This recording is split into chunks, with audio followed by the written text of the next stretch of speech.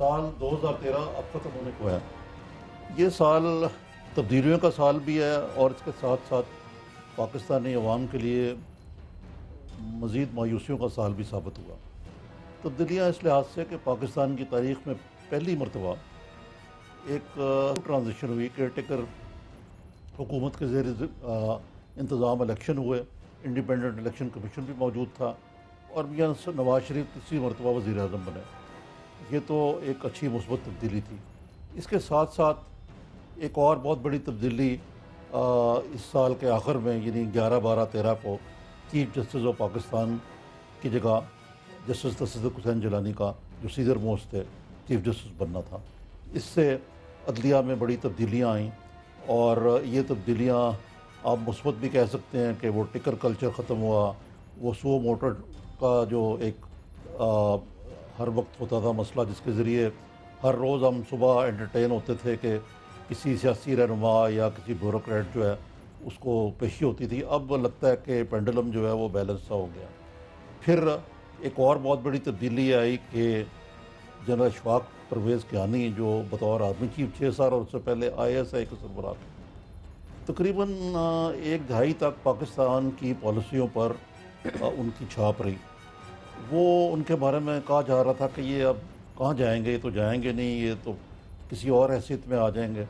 لیکن وہ بھی جس طرح جنرلوں کو فیلڈ اوے ہونا چاہیے بالآخر چلے گئے اور جنرل راحیل شریف جو ہیں وہ ہماری جگہ. ناظرین ہمیں ایک بریک لینی پڑ رہی ہے، اس کے بعد ہم دوبارہ آپ کے پاس ہیں.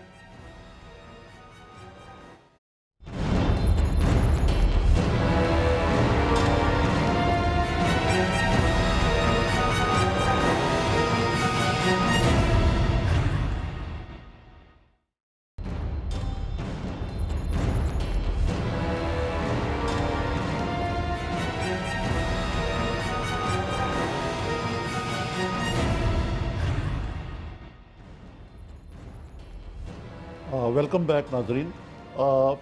ہم سال 2013 کیسا رہا پہ بات کر رہے تھے اور یہ کہ آئندہ سال کے لیے کیا پراسپیکٹس ہیں. اس سبن میں سب سے ہمارے ساتھ موجود ہیں محترمہ آسمہ جہانگیر ہمارے لاہور اسٹوڈیوز میں، جنرل ریٹائرڈ طلعت مسعود جو دفاعی امور کے ماہر ہیں وہ کراچی میں، اور معروف تجزیہ نگار سلیم صافی صاحب اسلام آباد اسٹوڈیو میں موجود ہیں. اچھا آسمہ، میں آپ سے ہی آغاز کرتا ہوں گفتگو کا. یہ 11/12/13 کو بڑی اہمیت دی جاتی ہے کہ جی چیف جسٹس صاحب چلے گئے، وہ آزادی بھی لائے، انڈیپینڈنٹ بھی کورٹ ہوئی. اب آپ بھی خدا کا شکر ادا کر رہی ہیں کہ چلے گئے، جس طرح اور بہت سارے لوگ جنہوں نے ان کا ساتھ دیا اور بعد میں کانوں کو ہاتھ لگانے آ پڑے تھے. دیکھیے، کانوں کو ہاتھ ہماری کوئی پرسنل تو ان کے ساتھ نہ قربت پہلے تھی اور نہ بعد میں. ہم نے تو ایک اصول کے خاطر جدوجہد کی تھی، مگر جو ان کو فائدہ ہوا اس اصول سے، اگر وہ اصولوں کو ہی چھوڑ کے کہیں اور چلے جائیں تو ظاہر ہے بہت بڑی ڈس اپوائنٹمنٹ ہوتی ہے. اب ٹھیک ہے، چیف جسٹس صاحب جو ہمارے تھے فارمر چیف جسٹس صاحب چلے گئے، اور میں مناسب نہیں سمجھتی کہ جو چلا جائے اس کے بارے میں کوئی بات کی جائے، مگر جو جورسپروڈنس اس سپریم کورٹ نے پچھلے کچھ سالوں میں بنائی، میں صرف ان کو الزام نہیں ٹھہراتی ہوں، میرا خیال ہے سب ججوں کو یہ رسپانسبلٹی لینی پڑے گی. کیا وجہ ہے کہ بالکل سارے فیصلے جو یونانیمس ہوتے تھے، حالانکہ بھٹو صاحب کی جو اس زمانے میں حالانکہ کورٹ بڑا کنٹرول تھا، اس پہ بھی ڈسینٹنگ تھے کچھ ججز. دیکھیں آپ نے دیکھا کہ پہلے تو بالکل یونانیمس، اس کے بعد کیا ہوا کہ بینچ ہی ان کا چھوٹا ہونا شروع ہو گیا. اب بینچ نمبر 1 میں وہ اپنے مخصوص 2-3 ساتھی رکھتے تھے بینچ کے اوپر، باقی جو امپورٹنٹ کیسز سے باقی بینچوں پہ نہیں جاتے تھے. ہم تو یہ دیکھتے ہیں کیونکہ ہم وہاں پہ کام کرتے ہیں. اور پھر آپ اگر جو انصاف ہے وہ ٹیلی ویژن دیکھ کے اور اخبارات دیکھ کے انصاف دیں گے، اور جو تجزیہ نگار ہیں ان کے کہنے پہ اس قسم کا انصاف دیں گے جو وہ چاہتے ہیں، تو معذرت کے ساتھ تو پھر اگر کسی کا میڈیا ٹرائل ہوا تو کورٹس تو بلکہ لوگوں کو پروٹیکٹ کرتی ہیں میڈیا ٹرائل سے. ہوتا رہا ٹرائل، ہوتا رہا نہیں، یہ تو پھر اس کو پرپیچویٹ کرتے ہیں، میڈیا ٹرائل کو پرپیچویٹ. مگر عارف صاحب 2-3 چیزیں ہیں جو کہ ہمیں دیکھنی پڑیں گی. وہ چلے گئے، آیا یہ جو 184(3) ہے جو کہ اوریجنل جورسڈکشن ہے سپریم کورٹ کی، سو موٹو جس کو عام لوگ کہتے ہیں، وہ ضروری نہیں ہے سو موٹو ہو، اس میں اپیل کی اجازت نہیں ہے، اپیل کی اجازت ہونی چاہیے۔ نمبر دو، جس طریقے سے ججز کی تقرری ہوئی ہے، میں نہیں کہتی سب برے ہیں، مگر زیادہ تر میرٹ پہ نہیں رکھے گئے، اور اس دھاندلی سے رکھے گئے ہیں کہ وہ سکینڈلس ہے دھاندلی۔ آپ کو پھر سے یہ تقرری کا جو سسٹم ہے اس کو دیکھنا پڑے گا۔ کمیٹی کو آپ بالکل ختم کر دیا، مردہ کر دیا، اس کو واپس لانا پڑے گا، ججز خود ہی فیصلہ کریں گے۔ اور پھر آپ دیکھیں کہ کئی ایسی چیزیں ہیں کہ پک اینڈ چوز کر کے کیسز لگتے ہیں، کوئی طریقہ ہوتا ہے کیس لگنے کا۔ تو ابھی بہت سارا چیزیں ٹھیک کرنے کو ہے نا، بہت ساری جی ہاں، چیزیں۔ ہم پوچھتے ہیں جنرل ریٹائرڈ طلعت مسعود صاحب سے۔ طلعت صاحب، یہ آپ نے بیان دیکھا ہے مشرف صاحب کا، وہ کہتے ہیں کہ فوج میں بڑی بے چینی پائی جاتی ہے ویروپول ٹرائل کی وجہ سے۔ آپ کو نظر آتا ہے کہ ایسی بے چینی موجود ہے اور اس بنا پہ مشرف صاحب کو ڈیل کر کے باہر بھیج دینا چاہیے پھر؟ نہیں، میرا نہیں خیال ہے۔ میرے خیال میں ان کا جو بیان ہے وہ کافی مبالغہ آمیز ہے، اور وہ ظاہر ہے اپنی دفاع کے لیے اس قسم کی باتیں ضرور کریں گے اور کرتے رہیں گے، اور ان کی کوشش یہی ہوگی کہ ایک طریقے سے ان کا جو پرانا ادارہ ہے وہ ان کی حمایت کرے۔ لیکن دیکھنا یہ ہے کہ کیا ان کے جو ایکشنز تھے یا ان کے جو ساتھیوں کے ایکشنز تھے وہ کہ قانون کے لحاظ سے، آئین کے لحاظ سے کیا وہ درست تھے، اور وہ کن حالات میں کیے گئے۔ یہ تو آپ کو پتہ ہے، یہ تو عدالت ہی اس کا فیصلہ کرے گی۔ تو میرے خیال میں ہمیں عدالت پر چھوڑنا چاہیے۔ آپ کا مطلب ہے کہ ساتھیوں کو بھی ملوث کرنا چاہیے اس میں؟ نہیں، میں یہ کہوں گا کہ دیکھیے یہ ضروری نہیں ہے، لیکن اگر ان کے ساتھی جو تھے اس وقت، اگر انہوں نے بھی اس فیصلے میں حصہ لیا ہے تو ظاہر ہے وہ بھی پھر مجرم تو ہوتے ہیں، تو اس میں تو کوئی شک ہی نہیں ہے۔ لیکن یہ تو خیر عدلیہ کا فیصلہ ہوگا، اور دیکھتے ہیں کہ کس طریقے سے یہ کیس چلتا ہے۔ مشرف صاحب کی تو خیر یہ کوشش ہوگی کہ ان کے جو ساتھی تھے ان کو بھی ساتھ لایا جائے، جو سیاسی ساتھی تھے یا فوجی ساتھی تھے ان کو سب کو، تاکہ معاملات جو ہیں وہ اور پیچیدہ ہوں اور حکومت کے لیے مشکلات ہوں۔ اور ایک لحاظ سے آپ کو یہ بھی دیکھنا چاہیے کہ ذمہ داری تو صرف ان کی نہیں تھی، تو یہ تو یہ ایک بالکل ہی مختلف پہلو ہے۔ لیکن آپ کا جو سوال ہے اس کے لحاظ سے میں یہ کہوں گا کہ اس میں کوئی شک نہیں کہ ان کا جو بیان ہے وہ مبالغہ آمیز ہے، لیکن اس کے ساتھ ساتھ یہ ضرور ہمیں سمجھنا چاہیے کہ افسوس تو ضرور ہوتا ہے جب آپ کا ایک پرانا سربراہ جو ہے وہ اس نے اگر چاہے غلطیاں کیوں نہ کی ہوں، اگر اس کو سزا ملتی ہے، اور خاص طور سے بہت کڑی اگر سزا ملتی ہے، تو میرے خیال میں حکومت بھی دیکھے گی کہ اس کا کیا ری ایکشن ہوتا ہے، اس کے لحاظ سے پھر اچھا صافی صاحب، میں آپ کو بتاتا ہوں دوبارہ، جنرل صاحب صافی صاحب، میں آپ سے پوچھنا چاہوں گا کہ پاکستان میں سیاستدان جو ہیں ان کو عدالتوں کے ذریعے پھانسی بھی دی گئی، ایک وزیر اعظم کو گھر بھیج دیا گیا، تو یہ پاکستان میں بڑا تاریخ ساز چیز ہے کہ آرٹیکل 6 یعنی غداری کے تحت کسی فوجی سربراہ کو ٹرائی کیا جائے۔ آپ کس طرح دیکھتے ہیں کہ یہ ٹرائل جو ہے اپنے لاجیکل کنکلوژن کو پہنچے گا یا مکمکا ہو جائے گا کوئی؟ اگر تو لاجیکل کنکلوژن کا مطلب یہی ہے کہ کیا یہ ٹرائل چلے گا اور منطقی اس میں ڈیسیجن آ جائے گا عدالت کی طرف سے، تو میرے خیال میں اس حد تک تو ہو جائے گا۔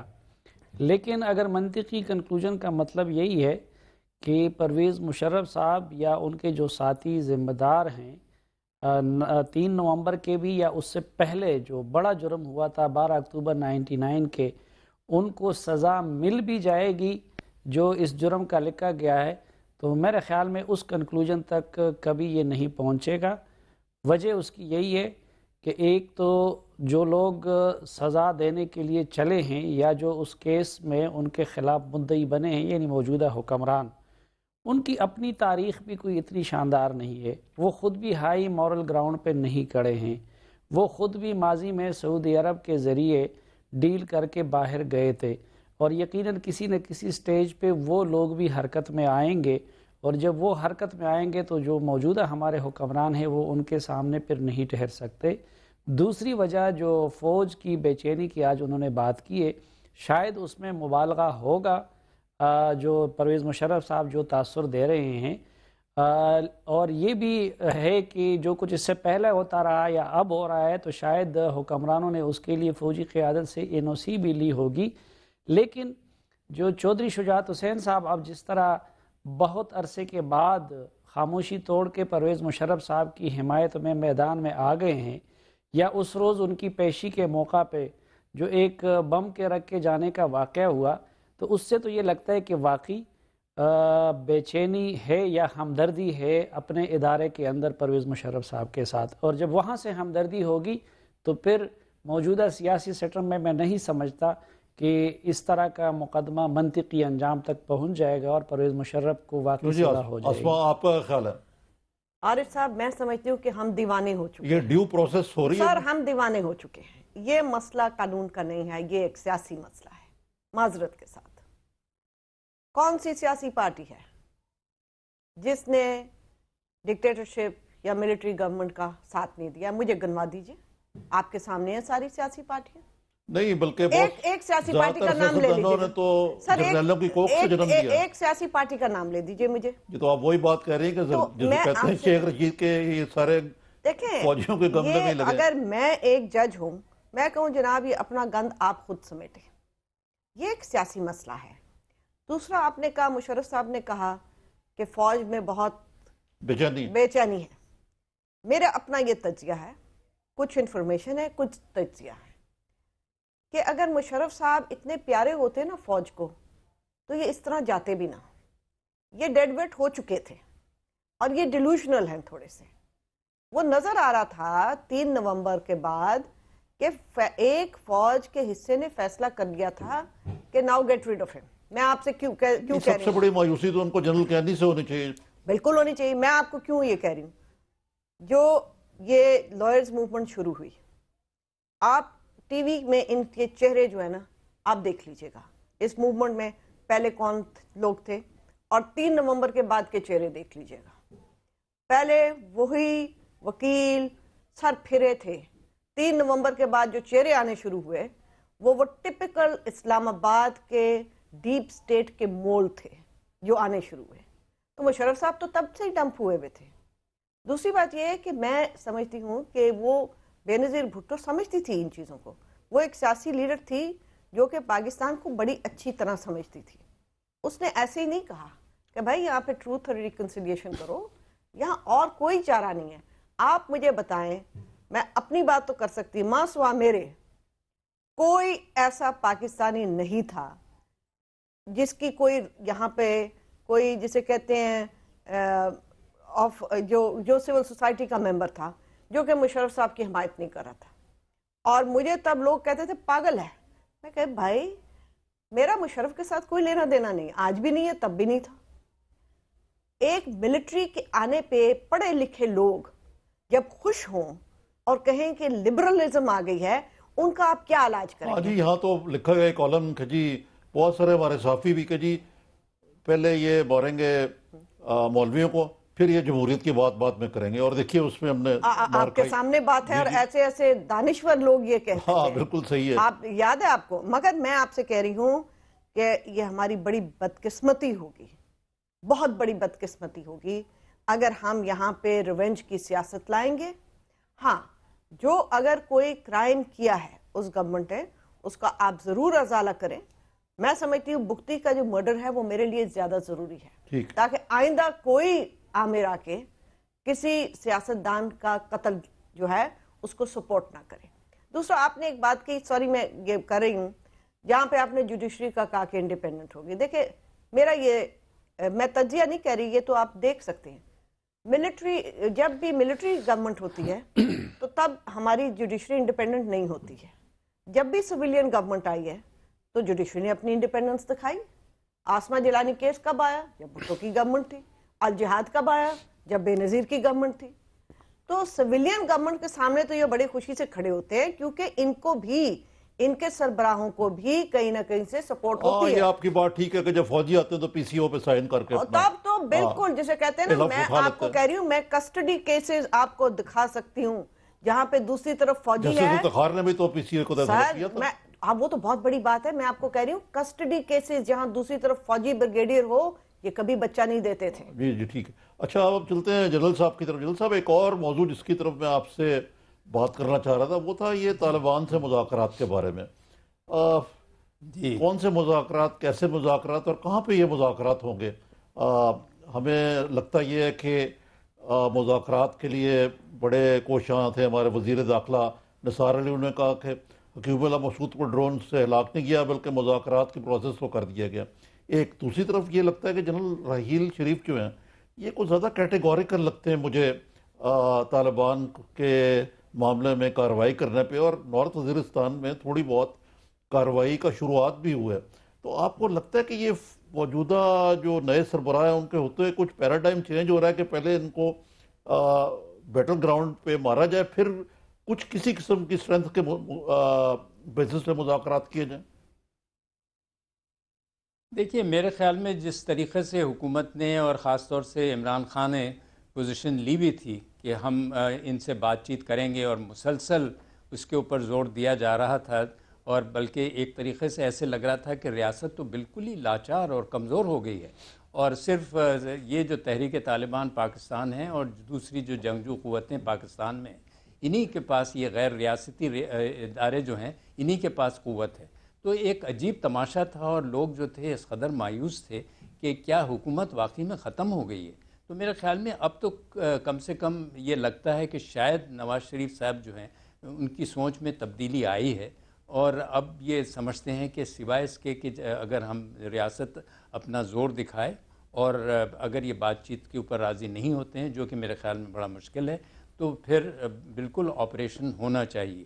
اس لیے کہ جب تک حکومت جو ہے اپنی حکمرانی ان علاقوں پر قائم نہیں کرے گی, آپ دیکھیں گے کہ پاکستان جو ہے مختلف طریقوں سے مشکل میں پھنسا رہے گا. ایک تو یہاں سے خود پاکستان کے اندرونی معاملات میں, اور مطلب یہ کہ اندرونی لحاظ سے بھی انسٹیبل رہے گا. اس کے علاوہ آپ کے تعلقات افغانستان سے, انڈیا سے اور امریکہ وغیرہ سے, بلکہ تمام نیٹو کے ممالک سے بہت خراب رہیں گے, چونکہ آپ کا کنٹرول نہیں ہے. وہاں سے جس قسم کی حرکتیں ہوتی رہیں گی اور پاکستان بھی اندر سے جس طریقے سے غیر مستحکم ہوتا رہے گا, تو یہ تو کسی حکومت کے لیے ناقابل قبول ہونا چاہیے. لیکن مشکل یہ ہے کہ یہ سمجھ ان کو ابھی تک آئی نہیں ہے.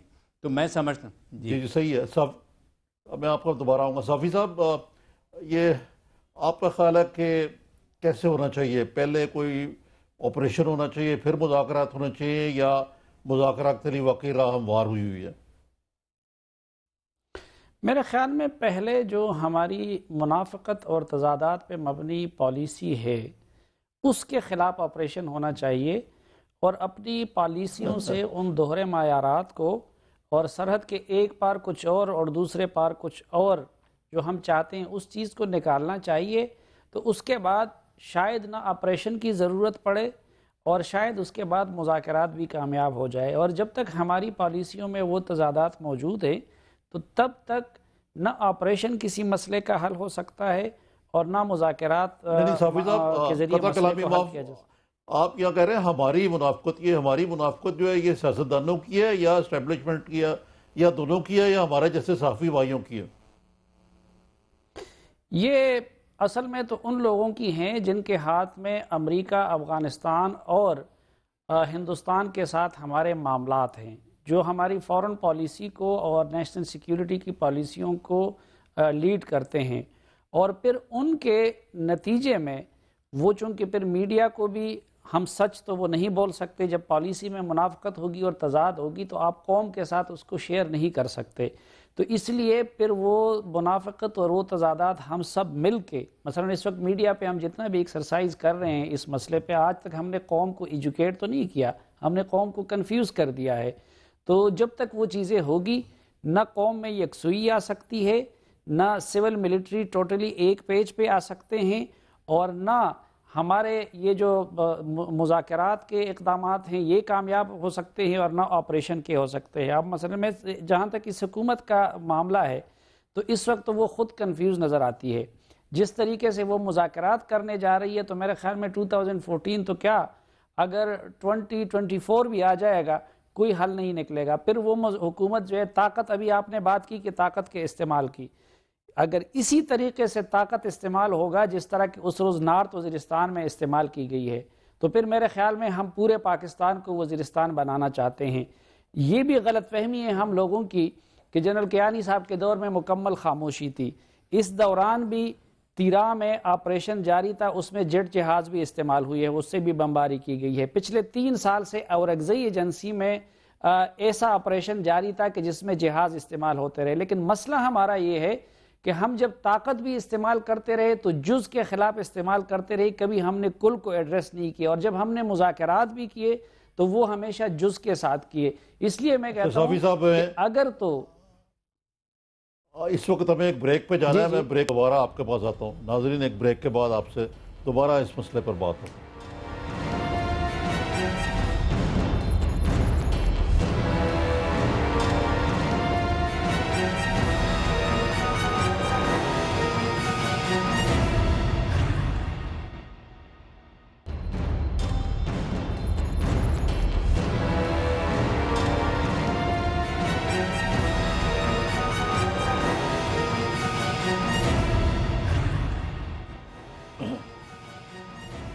ناظرین، ویلکم بیک۔ اچھا آسما، ہم بات کر رہے تھے آن دی پراسپیکٹس آف نیگوزیشن ود طالبان، یعنی طالبان سے مذاکرات جو ہیں ہو سکتے ہیں نہیں۔ آپ نے سنی ہمارے ساتھیوں کی باتیں۔ آپ ہیومن رائٹس ایکٹیوسٹ بھی ہیں، اور ظاہر ہے کہ بنیادی طور پہ تو ہیں ہی، آپ وہ وکیل تو ہیں ہی۔ یہ بھی آئی ہیں رپورٹس کہ جس طرح صافی صاحب نے میرے خیال ہنٹ بھی کرائی کہ نارتھ وزیرستان وغیرہ میں ہیومن رائٹس کی وائلیشنز ہوئی ہیں۔ تو آیا کیا ہمیں کرنا چاہیے؟ کہاں پہ لائن ڈرا کرنا چاہیے؟ کیونکہ عام طور پہ جو طالبان کے مخالفین ہیں وہ کہتے ہیں کہ ان کو مارو۔ ڈرون حملوں پہ بھی جو صورتحال ہے، عمران خان کی پوائنٹ آف ویو آپ کے سامنے ہے، دھرنے نیٹو سپلائز کے خلاف ہوئے ہیں، تو آپ اس کو کیا دیکھتی ہیں؟ ہیومن رائٹس ایشو دیکھتی ہیں، یا ایک ہیومن رائٹ جو پاکستانی قوم کا وائلیٹ ہو رہا ہے دہشت گردی کے ذریعے، وہ زیادہ امپورٹنٹ ہے؟ نہیں، دیکھیں، یہ دونوں چیزیں جڑی ہوئی ہیں۔ مثلا آپ جب آپریشن بھی کرتے ہیں تو اس میں جب لوگ مارے جاتے ہیں، ایکسیسو یوز آف فورس ہوتی ہے، تو ہم نے تو ہیومن رائٹس کمیشن سے وہ بھی آواز اٹھائی ہے۔ جو قانون ہے، جیسے اب جو پاٹا اور فاٹا میں قانون ہے، میں سمجھتی ہوں کہ وہ بڑا باربارک قانون ہے، بربریت سے بھرا ہوا ہے، اور اس کے خلاف بھی ہم سپریم کورٹ میں گئے ہوئے۔ جن لوگوں کو مسنگ پرسنز کی پہلی پٹیشن تھی سپریم کورٹ میں ہیومن رائٹس کمیشن کی 2007 میں، تو وہ ہم سمجھتے ہیں کہ وہ جو بھی آپ کاؤنٹر ٹیررزم میجرز لیتے ہیں ان کو بھی انسانی حقوق کو رکھ کے لینے چاہیے، ورنہ معاملے جو ہیں وہ اور خراب ہو جاتے ہیں۔ ڈرونز انٹرنیشنل لاء کے خلاف ہیں، مگر یہ بھی تو انٹرنیشنل لاء کے خلاف ہے کہ آپ جا کے انوسنٹ لوگوں کو ماریں، اس کے اوپر تو کوئی دھرنا نہیں ہے۔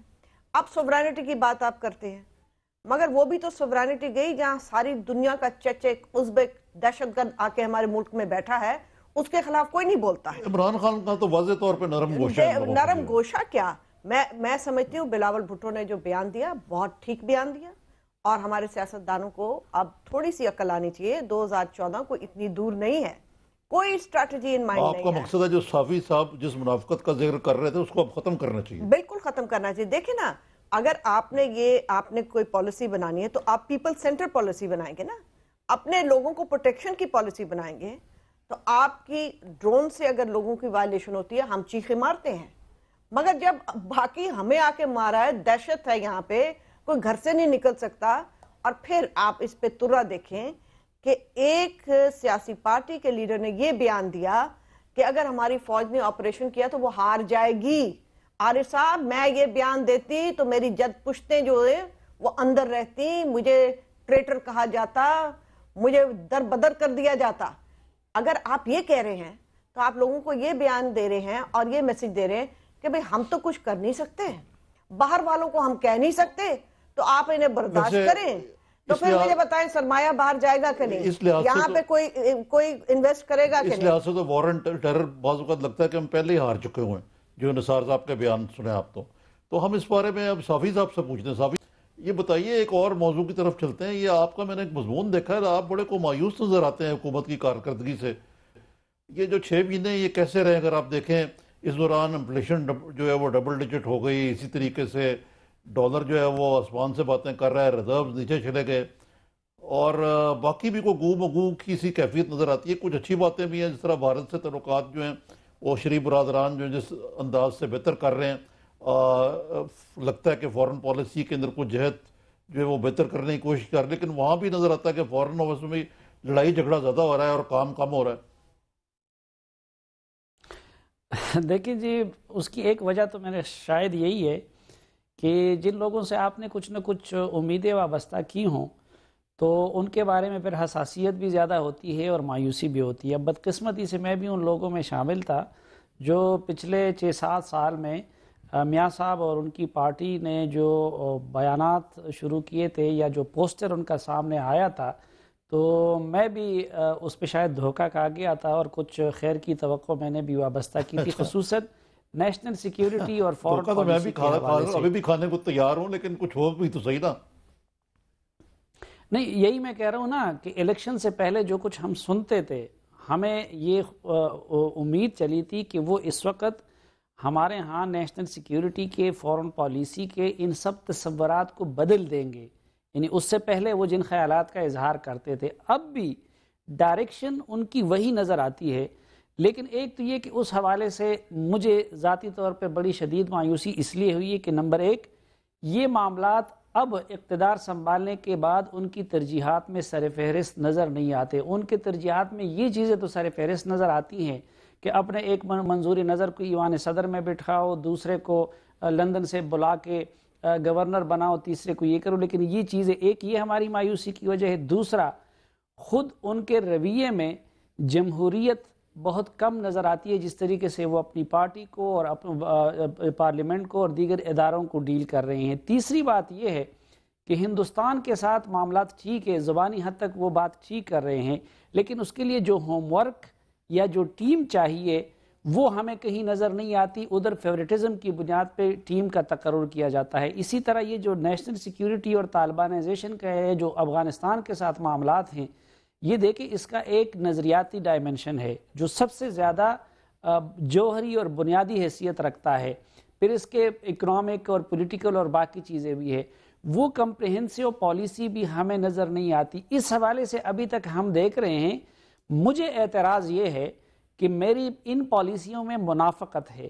اب اس کو ڈیل کرنے کے لیے ہماری حکومت نے جو پالیسی اپنائی ہوئی ہے وہ خود بڑی حد تک غلط بیانی اور منافقت پہ مبنی ہے۔ تو منافقت کو تو منافقانہ پالیسیوں کے ذریعے ختم نہیں کیا جا سکتا۔ وہ اگر طالبان کے ساتھ مذاکرات کی بات ہو یا وہ طاقت کے استعمال کی بات ہو، اس میں ابھی تک حکومت بھی، جو موجودہ حکومت ہے، میری معلومات کے مطابق اس میں غلط بیانی سے کام لے رہی ہے۔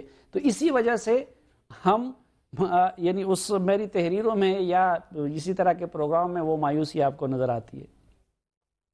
جی جی ٹھیک ہے جنرل صاحب، میں آپ سے پوچھنا چاہوں گا کہ آپ نے سنی باتیں صافی صاحب کی، یہ فورن پالیسی جو ہے، یہ اس میں پاکستان جو ہے ریجنلی تو بڑا آئسولیٹ ہوتا جا رہا ہے۔ ایران سے بھی ہمارے تعلقات جو ہیں وہ بالکل ہی سردبیری کا شکار ہے، وہاں بڑی تبدیلیاں آ رہی ہیں۔ اسی طریقے سے جو ڈپلومیٹک اپوائنٹمنٹس ہیں اگر آپ وہ دیکھیں تو اس میں بڑی سخت دو عملی سی ہے، کچھ فیصلے ہوتے ہیں پھر بدل دیے جاتے ہیں۔ واجد فیصل حسن جو کہ پیپلز پارٹی کے پولیٹیکل نومنی ہیں، وہ 6-7 مہینے سے، میرے دوست بھی ہیں بڑے عزیز، لیکن 6-7 مہینے سے وہ بھی بیٹھے ہوئے ہیں۔ پھر جو فورن آفس میں دو عملی چل رہی ہے، دو بزرگوار لگتا ہے کہ آپس میں ہی ایک دوسرے کے خلاف برسرے پیکار ہیں۔ تو یہ کیسے گورننس ہو رہی ہے، کیسے دیکھتے ہیں آپ ان معاملات کو؟ جی میرے خیال میں گورننس جو ہے وہ کافی کمزور ہے، اور ایک ایسے لگتا ہے جیسے کہ قیادت جو ہے بہت کمزور ہے، اور اس میں ایک عزم نہیں ہے، ایک ریزالو نہیں ہے، اور ایک ڈائریکشن نہیں ہے۔ تو اس میں تو کوئی شک نہیں ہے، اور ایک بہت حد تک یہ بھی لگتا ہے کہ ایک بہت چھوٹا سے کوٹری جو ہے یا خاندان کے جو لوگ ہیں وہ زیادہ تر نواز شریف صاحب کے ساتھ ہیں، اور پاور جو ہے انہی کے سینٹر راؤنڈ کرتا ہے۔ تو ایک لحاظ سے یہ تو غلط ہے، اس لیے کہ ان کو چاہیے کہ ان کو دائرے کو وسیع کریں، اور بہت سے جو ٹیلنٹڈ لوگ ہیں ان کو لائیں، اور اپنی جو کیبنٹ ہے اس میں بھی ایک طریقے سے پورے قوم کے جو نمائندے ہیں ان کو شامل کرنا چاہیے، بجائے اس کے کہ ایک مخصوص علاقے سے زیادہ، جیسے پنجاب کے علاقے میں سے زیادہ لوگ ہیں، تو سارا پاور کا کنسنٹریشن جو پہلے سے ہی مطلب یہ کہ ہر لحاظ سے، اقتصادی لحاظ سے، معاشی لحاظ سے، سیاسی لحاظ سے ہمیشہ پنجاب میں کنسنٹریٹڈ رہا ہے، اب اور کنسنٹریٹڈ ہوتا ہے. تو اس سے ایک یہ تاثر ہوتا ہے کہ جیسے دوسری جو پروونسز ہیں، حالانکہ بلوچستان پر انہوں نے ضرور نظر رکھی ہے، لیکن دوسرے علاقوں سے ریپریزنٹیشن کی ضرورت ہے. دوسری بات یہ ہے کہ میں سمجھتا ہوں کہ ان کی جو خارجہ پالیسی ہے تو اچھی ہے. یہ چاہ رہے ہیں کہ کوشش کی جائے کہ انڈیا سے تعلقات بہتر کیا جائیں، افغانستان سے تعلقات بہتر کیا جائیں. تو اس میں تو ہمیں ان کو پوری حمایت کرنی چاہیے. اور یہ ضرور ہے کہ اس میں شاید ابھی اتنی پیش رفت نہیں ہوئی ہے، لیکن ان کا جو ڈائریکشن ہے وہ بالکل ٹھیک ہے. دوسری بات یہ ہے کہ ان کو یہ جو جیسے ٹیکس، آپ اقتصادی معاملات کو دیکھیں، ریفارمز کی طرف یہ نہیں جا رہے ہیں، یہ وہی چیزیں کر رہے ہیں جو ماضی میں بھی کی جاتی ہیں. حالانکہ ہونا یہ چاہیے تھا کہ ٹیکس بیس کو بڑھایا جائے. یہ ہونا چاہیے تھا کہ جو اس وقت پالیسی ڈیسیشنز ہیں وہ ریفارمز کے وہ لینے چاہیے، چاہے وہ سخت کیوں نہ ہوں. چونکہ اگر پاکستان کو آپ نے آگے بڑھانا ہے تو معاملات اگر وہیں کے وہیں رہے تو پھر آپ دیکھیں گے کبھی ترقی نہیں ہو سکتی. آپ کو ضرور میجر اسٹرکچرل ریفارمز اکانومی میں لینے کی ضرورت ہے، جو کہ یہ نہیں لے رہے ہیں. اسی طریقے سے جی میں آتا ہوں آپ کے پاس. آسما، آپ بتائیں کہ یہ تو آپ نے دیکھا کہ حالات جیسے رہے ہیں 2013 میں، 2014 میں کیا چیلنجز ہیں؟ گورننس چیلنج ہے، فارن پالیسی چیلنج ہے، مذاکرات طالبان سے چیلنج ہے، کیا سب سے بڑا آپ سمجھتی ہیں؟ یا کوئی کانسٹیٹیوشن کی دوبارہ یعنی ایک قسم کی اسرشن، اور جو ایک پیپلز پارٹی کے دور میں لگتا تھا کہ کنسنسس پالیٹکس آ گئی اور بعض کا کنسنسس مجھے کا خیز حد تک بھی آگے چلا گیا، آیا وہ جاری رہے گا یا کچھ نئی چیزیں ہوں گی؟ دیکھیں عارف صاحب، میں زیادہ پیسمسٹک ہونا نہیں چاہتی، مگر ایک ٹانکے سے ہم جڑے ہوئے ہیں دنیا کے ساتھ. وہ چھوٹا سا ٹانکا ہے، اگر ہم نے وہ ٹانکا توڑ دیا تو ہم نہ صرف آئسولیشن میں جائیں گے بلکہ یہاں پہ خون ریزی بڑھے گی. اگر ہم نے ابھی بھی اپنی پالیسی درست نہ کی اور ہم یہاں پہ آپ کہتے ہیں مذاکرات، طالبان سے مذاکرات، ارے بھئی ہمارے مذاکرات کیا، وہ ہمارے ہی لوگ ہیں. ہم نے ان سے اگر ناطہ نہ چھوڑا اور ان کے ساتھ ناطہ قائم کیا تو دنیا ہمارے خلاف ہوگی. اس کو پھر ہمارے پیسے بھی نہیں بعد میں چاہیے ہوں گے. جب یہاں سے نیٹو فورسز نکل گئی زیادہ تر، پھر وہ آپ کو مزہ چکھائیں گے، یہاں پہ غربت بڑھے گی. اس لیے میں یہ سمجھتی ہوں کہ اگر آج آپ جیسے صحافی خاص طور پہ جو پبلک اوپینین بناتے ہیں، چلے آپ سے ہی شروع کریں اور صحافی صاحب سے شروع کریں کہ منافقت آپ لوگ تو چھوڑیں نا، پہلے بات سیدھی کریں. بھائی اگر آپ نہیں کریں گے دنیا کہے گی آپ صاف کریں. یہ آپ نے انٹرنیشنل ٹیررسٹ پالے ہوئے، اور اس میں کوئی کسی کو کوئی وہ نہیں ہے شک کہ ہمارا ان کے ساتھ کئیوں کے ساتھ ناتا ماتا بندھا ہوا، چاہے ہم کتنا بھی ڈینائی کریں. آپ نہیں کریں گے تو وہ آ کے کریں گے کہ نہیں کریں گے؟ وہ کوئی دنیا کو ایک ڈینجرس جگہ تو نہیں بنائیں گے کیونکہ آپ بیٹھے ہوئے ایک پالیسی لے کے جس کا نہ سر ہے نہ پیر ہے، اور آپ ایک ڈرپوک بن کے انسان بیٹھے ہیں اور اوپر سے برواڈو دکھا رہے. دنیا کو تو آپ کہتے ہیں ہم امریکہ کے ڈرونز ہم کر دیں گے، مگر ان سے نہیں ہم لڑ سکتے، نان سٹیٹ ایکٹر سے وہ نہیں ہم لڑیں گے، ہم سپر پاور سے لڑیں گے. ابھی کہاں کی عقل ہے؟ کوئی مجھے کئی دفعہ لاجک نہیں سمجھ آتی. تو سر میں تو 2014 کو ایک بڑا ڈینجرس وقت سمجھ رہی ہوں. میرے پاس اگر اتنی ہمت ہوتی تو میں تو اپنے بچوں کو کہتی کہ بھائیا جاؤ کہیں اور رہ لو، زندگی پیاری ہے تو 1-2 سال کہیں اور ٹکاؤ، کوئی پتہ نہیں اس ملک کا کہاں ہم چلے جائیں. اگر نہیں اپنی پالیسی درست کریں گے، منافقت نہیں چھوڑیں گے اور ان لوگوں کو شٹ اپ کال نہیں دیں گے جو کہ اس ملک کو ہمیشہ، اور ان کے پچھلے رویے دیکھ لیں، پچھلے بیانات دیکھ لیں، ہمیشہ انہوں نے ملک کو ڈبویا، اور اب پھر وہ کہتے ہیں ہم صحیح کہہ رہے ہیں، اب پھر ملک کو ڈبونے چلے. یعنی کتنی دفعہ وہ ڈبوئیں گے، کتنی دفعہ ان کی پالیسیز ہم نے دیکھ لیں کہ غلط ہیں، پھر بھی ہم چلے جا رہے ہیں ان کے پیچھے. صافی صاحب، ابھی یہ خبر آئی کہ نواز شریف صاحب نے جو ڈسٹریبیوشن ہے پاور کی وہ اس کو ان کو ٹرانسفر کر دیا ہے خیبر پختونخوا کی حکومت کو، تو آپ کا تعلق بھی وہیں سے ہے. آپ بتائیے کہ وہاں پہ تو سب سے زیادہ یہ بجلی کی پریفریج وغیرہ ہے، تو یہ عمران خان صاحب نے جو بلند بلند دعوے کیے تھے اب اس کو پورا کر سکیں گے وہ؟ صافی صاحب تو کہہ رہے تھے کہ یہ جو مذاکرات ہیں وہ بھی ٹرانسفر کر دیں عمران خان کو. اچھا یہ بھی کہتے ہیں صافی صاحب، آپ کے خیال سے سب کچھ ہی عمران خان کو دے دیں پھر؟ نہیں، اصل میں تو کہتا ہوں نا کہ جس بندے کا جو کام ہو یا جس کا وہ وکیل اور مدعی ہو تو اس سے وہ کام لینا چاہیے.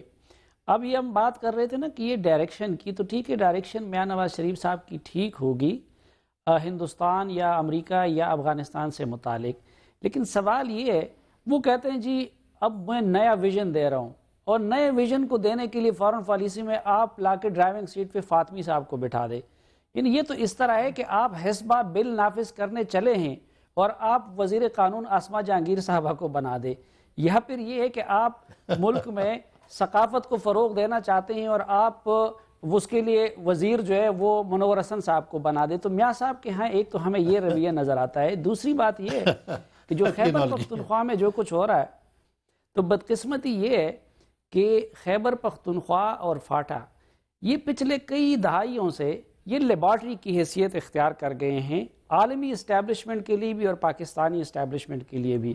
پرویز مشرف صاحب نے MMA کی صورت میں اپنا کچھ تجربہ کرنا تھا اپنے کچھ اسٹریٹجک اور سیاسی مقاصد کے لیے، تو اس کے لیے بھی لیبارٹری اس کو بنا دیا گیا.